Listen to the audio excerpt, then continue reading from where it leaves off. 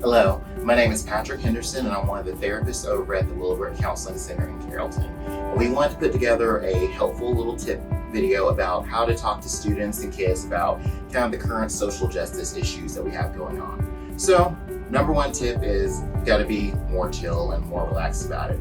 If you're avoidant and nervous about talking about these subjects, it's gonna kind of communicate to the kids that they should also be avoidant and nervous about talking about them, which doesn't really help anyone get anywhere.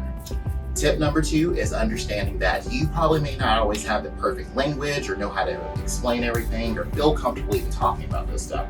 But honestly, if you can understand the plot of Zootopia and how that relates to racial injustice and different systems that we have going on with social justice stuff right now, then you can probably talk about this stuff. Also, there are plenty of books and other resources that you can use.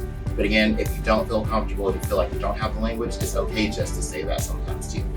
Tip number three, buzzwords. So there are a lot of different words that will immediately shut down the conversation, like privilege, Black Lives Matter, prejudice, and people will immediately become angry or become nervous or defensive. So if you don't want to necessarily talk about those things, which we encourage you to, but if you don't feel comfortable with it, always just remember to fall back on your values. So, if you don't have anything nice to say, don't say anything at all. Being respectful, empathy, the golden rule. Simple things like that will help a kid navigate the world just as well. Tip number four is remembering that your experiences are going to be very, very different from your child's experiences.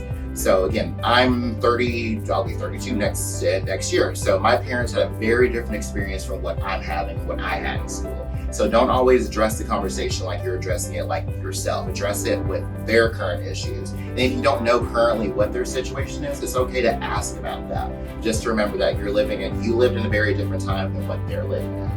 And tip number five is remembering that this can probably bring on a lot of stress and adjustment issues for your kid. There are many kids who are probably feeling like they're losing friends, who may not feel safe around the same people who they recently felt safe around, and maybe dealing with different adjustment issues and just trying to figure out how to navigate it. And this is why we have counseling centers and we have different resources that they can use. So feel free to reach out to us if you need anything, and we are always here to answer questions for you.